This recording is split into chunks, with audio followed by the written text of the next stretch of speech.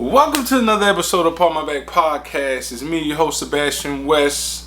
Follow me on Instagram at _Sebastian West, where you can check out my artwork and all of its splendor. Now, if you're the first time clicking, if this is your first time clicking on this YouTube channel, I meet you with greetings. If you have returned, I also meet you with greetings. It's a movie review channel, and I'm here to talk about movies. Don't take me serious. I'm just a bozo who decided to buy a camera, turn it on, and speak about movies. My objective perspective, biased, and also sometimes non-biased with my opinions. Alright? So please, do not take me serious. Unless I say, alright, I'm serious this time. Alright, so listen, look. Before I talk about The Gray Man, which was dope, salute to Ryan Gosling and Chris Evans, I compiled a list of revenge films that I thought were pretty cool, and I decided to do a little research and things of that nature, and this is what I came up with. So this is my list. Y'all probably can't see it, but I'm going to talk about, I think I have maybe 15 movies, right? So I did like a top 12 in no particular order. It doesn't mean that one is better than 2 or 2 is better than 10. This is just a random list that I came up with to speak about revenge films. Now, my previous videos I did like most disappointing films or my top 10 overrated actors and actresses. So who would I be if I did not speak about top 12 with some honorable mentions revenge films? Let's get right into this. At number 1, once again, not saying it is bad, not saying it is good, it's just number 1. This the first film I thought about. You know what I mean? This first film. In 1993, a film dropped and it was titled Falling Down with Michael Douglas and Robert Duvall. I think I saw this film in college. It's a wild movie. I was taken aback by it, honestly. Michael Douglas' portrayal of this guy who just had enough. Like, someone was like, listen, look, I've reached my limit.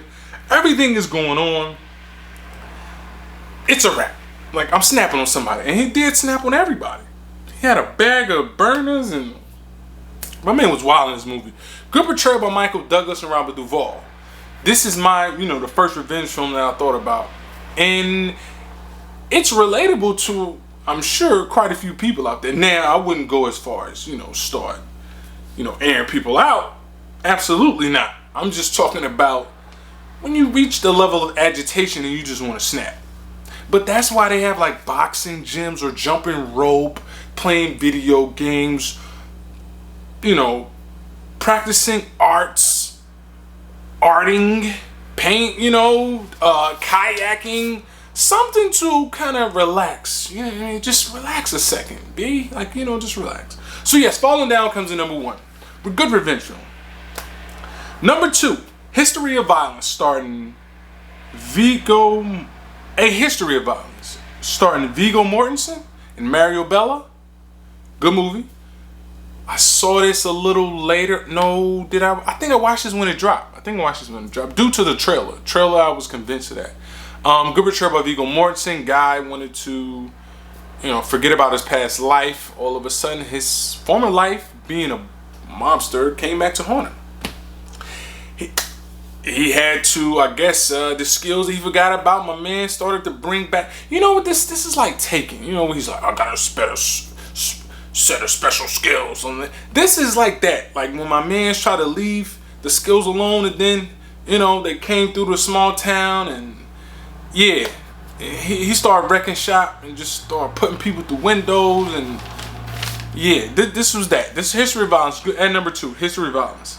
At number 3, The Kill Bills. I'm not going to say 1 is better than 2. I like them as a package deal. The Kill Bills. Uma Thurman, salute to her. Heck of a job. Lucy Liu. David Carradine. Wild guy, but he's good portrayal in this film. What is it? I think Michael Madsen, if I'm not mistaken. Ellie Driver. I know I'm forgetting somebody. Vivica Fox. The Kill Bills, they go together.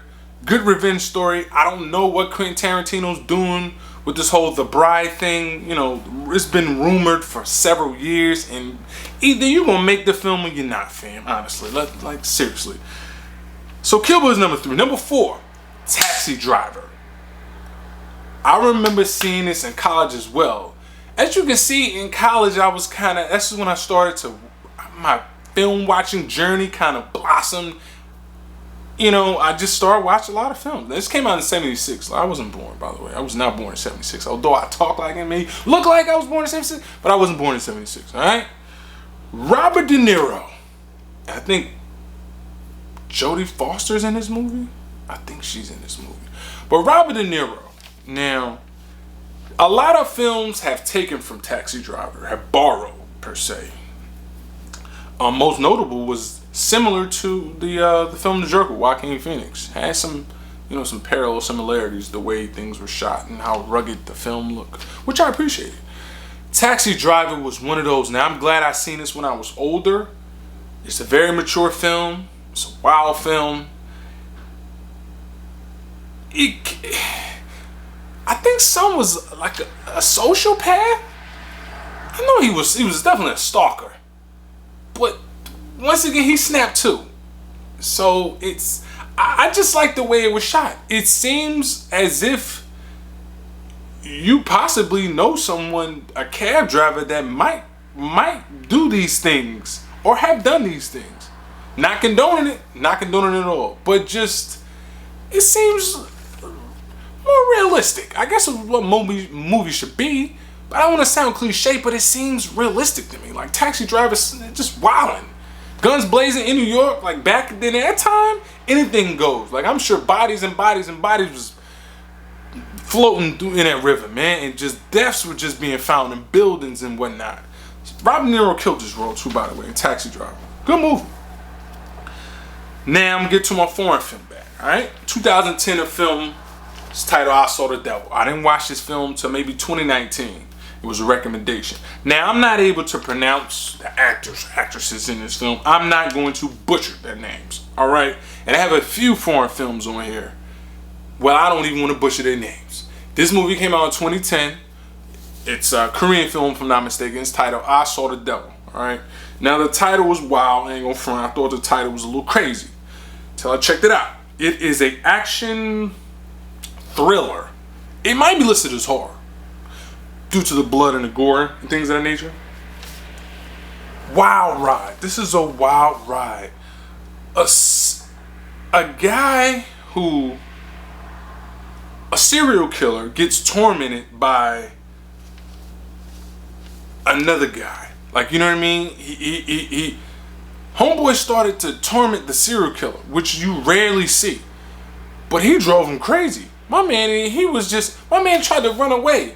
Go to the police, like he was just tight. He was sick of it. He like, yo, this guy is, I thought I was crazy. I'm a serial killer. I thought I was crazy, but he is crazier than me. Now, it has one of the most gruesome scenes I've seen regarding decapitation. This film is a very mature list. If you're not able to, I guess, if you're kind of squeamish per se. See, me, I can kind of remove myself from, you know, this is a movie. Nobody's really dying. I'm not saying you should condone watching these certain films, but it's not something that I'm, you know, struggling with and whatnot. You know what I mean? So I can kind of deal with, oh, this is, you know, but anywho, I Saw the Devil. 2010 Korean film. It was good to me regarding the storyline and how he was chasing the serial killer, and serial killer was wild, and he was getting tight because he was on his heels. Good movie to me. Oh boy, the 2003 version. I ain't talking about the new one. I think Spike Lee has something to do with that. No, I'm talking about the Korean version of Old Boy. Wild movie, wild ride. I remember when I saw it, I said it was a good movie, and then I said, I don't think I want to watch this again. Just too much for me. Too much for me to grasp. It made my list due to the writing of this film, okay? And number 6 is Old Boy. Moving right along, all right? Lady Vengeance, 2005. Another, is this, I guess I would say this is an Asian film. I don't know if it's Korean or when, I forgot. But Lady Vengeance. Saw this later. I think I saw this 2018, 2019. Another good revenge film. These, I'm going to tell you, the Asian community knows how to do it well, especially the Koreans as of late. They got the formula, they get it right. They know thriller, they know drama, suspense, and action crime all in one. They can engulf all these genres into one film and make a dope movie. Lady Vengeance was one of those. It was a dope movie. And I like to see women get revenge for some reason. I do. I don't know why, I just do. Okay. Law-Abiding Citizen dropped in 2009, starring Gerard Butler, Gerald Gerard, however you say his name. You know who I'm talking about. Homeboy from 300.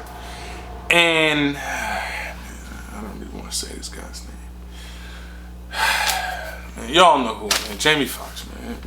Although Gerald Butler's the star of this film, let's not get that misconstrued. He was the star of this film. He held it down.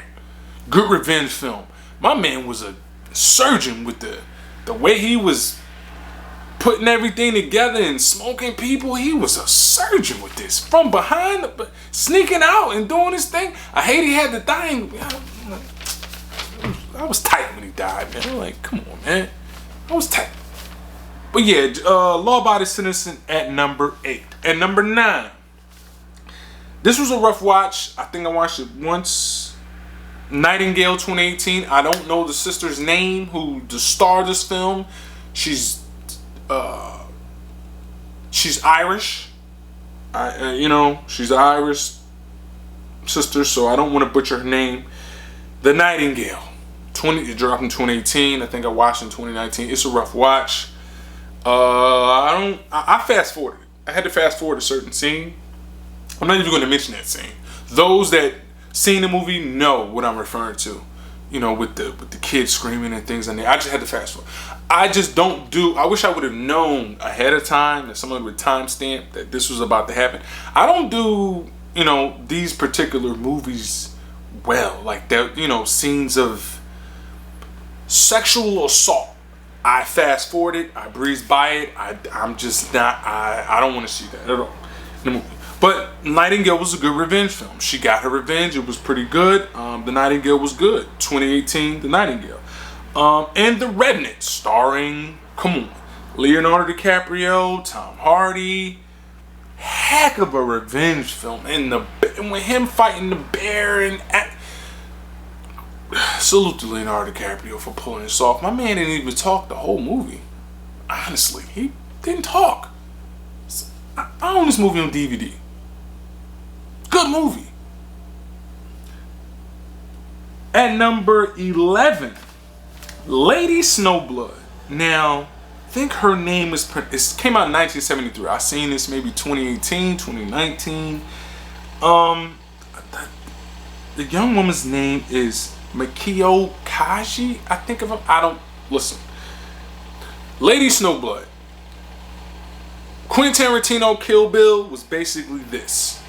And I think I'm going to draw the cover of Lady Snowblood and Lucy Liu, like side by side, so you guys can see. I'll probably draw that for numbers. Yeah, I think I'm going to draw that. Lady Snowblood, great revenge film. Woman's accused and sent to jail, and they violate her in jail and, do her dirty. When she gets out, she comes back for vengeance. She's wreaking havoc, honestly. Once again, another rough watch with the sexual assault. Rough watch. It's a rough watch.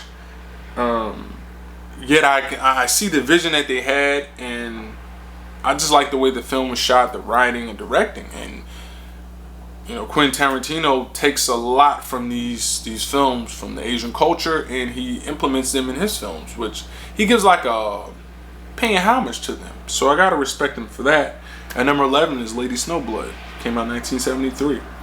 Number 12, V for Vendetta, starring Hugo Weaving and Natalie Portman. Now, this is probably the best film I've seen Natalie Portman in.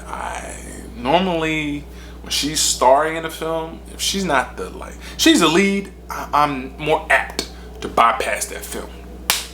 Like, straight easy pass, You know what I mean? Real talk. With her starring as the lead, I'm not checking it out at all. But this right here,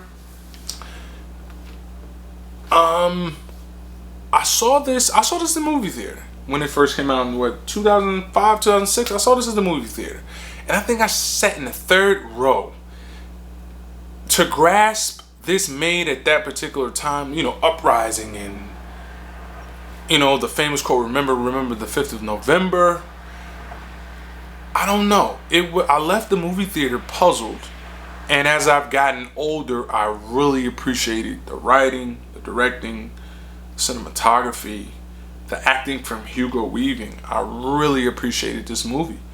And it was your first look at the whole superhero thing before this influx of what we have now. This was one of those. Like, this was really the kind of catapult per se. And now you see that every other week we got a superhero film, some sort of guy with superhuman powers, but this guy was just human, kicking butt, taking names, and it was shot very well. And I like the whole, the violin and when the symphony. I like the symphony. Those are my top 12 films, revenge films, that I can compile of and think of right off, the top. Those are my top 12. Now I have some honorable mentions. I Spit on Your Grave, of course. I don't recommend you watching that movie at all. Carrie, the old school Carrie, not the new school one, the one from the 70s. And The Equalizer, starring Denzel Washington. I like The Equalizer. That's a revenge film, right? So yeah, that rounds up my list.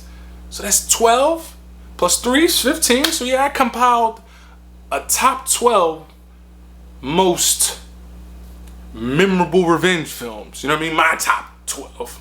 You know what I mean? So yes, that's my list. And check out my other lists that I compiled on this YouTube channel of mine. And follow me on Instagram. Now, if you don't like what I'm kicking, like what I'm spitting, just know when you tune to this, the cloth is different. Remember, big shot number, little shot that kept shooting. A slow run is better than no run. If you don't like my reviews, cut me some slack. And if that ain't good enough, pardon my back. It's me, Sebastian West, signing out. Check me out on the next episode. Man, I'm done, man. I'm out of here. Salute.